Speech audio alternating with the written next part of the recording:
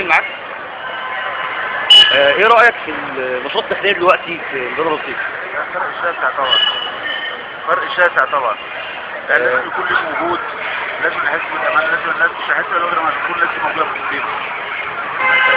هل انت مع ان الحكومه تمنع وجود باعة جائلين وعدم توفير اماكن ليهم، ولا من وجهه نظرك ايه بالظبط؟ لازم يكون في بديل، لازم يكون بديل، بس ما ينفعش في وسط الاماكن العامه اللي زي كده فيها ازدحام بالبياعين ويقفلوا الطرق ويحصل مشاكل والكلام ده. هل انت شايف فرق ما بين وزاره الداخليه قبل الثوره وبعد الثوره؟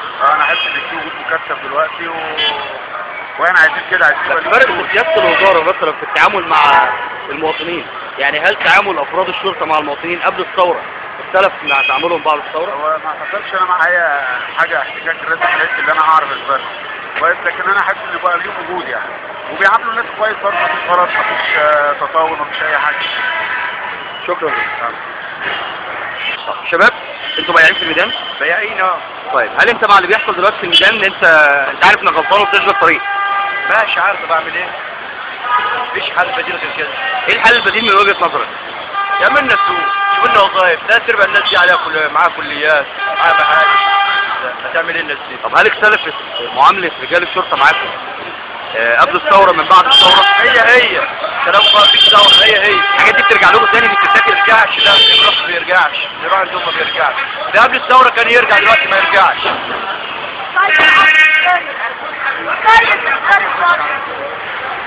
اتكلم معاهم برضه ويقعدوا يشتموا ويضربوا البياعين. عايزين يقولوا عايزين ناكل عيش معاكم مرة. تعرف بيك؟ محمد رمضان. حضرتك بياع في الميدان؟ بياع. ايه موقفك دلوقتي وانت عارف انك غلطان وبتسلك الطريق وان الداخليه برضه بتخلي الميدان؟ تخلي الميدان، مش تعمل المكان الاول؟ مش تعمل المكان هنا الاول؟ نعرف ناكل فيه عيش؟ انت عارف كم بياع دلوقتي في الميدان؟ كم بياع؟ كام بياع؟ اكثر من 500 بياع. كل بياع له اسره؟ اكيد. ها؟ الاسره دي يعني مش عيال؟ اكيد. واكثرتهم تعليم عالي، طب يوظفوهم وخلوهم. هل مثلا هم بيدوكوا انذار قبل ما بينزلوا؟ لا مفيش انذار ولا بتاع. انذار؟ انت شفت انذار؟ في انذار الساعه 6 الصبح. انا شايف تواجد لرجال المباحث جوه في الحواري ورا الحاجات اللي هي البياعين بيقدروها دلوقتي يعني، فاقدر افسر ده بايه؟ رجال المباحث عارفين شغلهم، رجال المباحث موجودين على طول. اشمعنى النهارده؟ اشمعنى الحاجه دي كلها كده؟ ده بالورش اللي شغاله دي وراها البياعين وراها كده، مش هتقف. ايه الحل من وجهه نظرك؟ حل؟ شوفوا السوق يعملوا مشكله، حلوا لنا المشاكل دي قبل ما يعملوا كده، يحلوا المشاكل. هل في تغيير في تعامل افراد الداخليه معاكم قبل الثوره من بعد الثوره؟ هو بقى فيش اسلوب كويس. تمام. ماشي، من الداخليه كلها بقى فيها اسلوب كويس، الضباط الكبار برضه محترمين، بس الاسلوب كده ما ينفعش ناكل، لان في ناس كتير قوي. شكرا ليك. يعني قبل كده وقبل كده. شكرا. مع نفسك بتتكلم ازاي؟ دور عليه يعني، موقف حلو يعني. لا هو موقف بس ان احنا بنحاول نصور.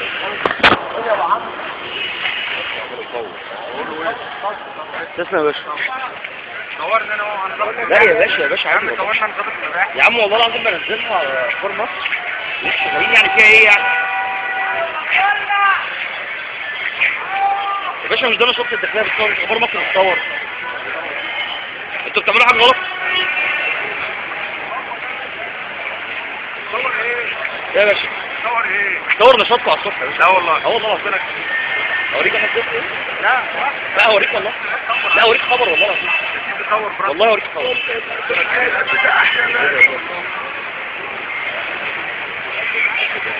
ايه ده يا باشا؟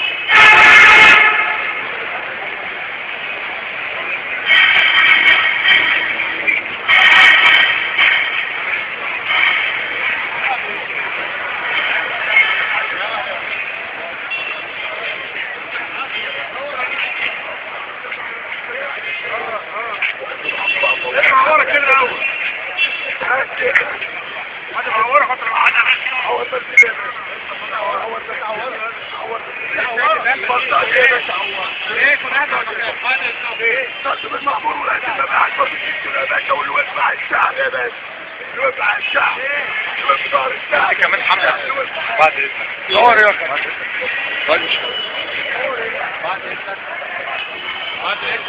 خلاص يا باشا خلاص. حاضر يا باشا. عامة مفيش قانون بيمنع التصوير يا باشا. خلاص يا باشا مفيش قانون بيمنع التصوير اصلا في الشارع.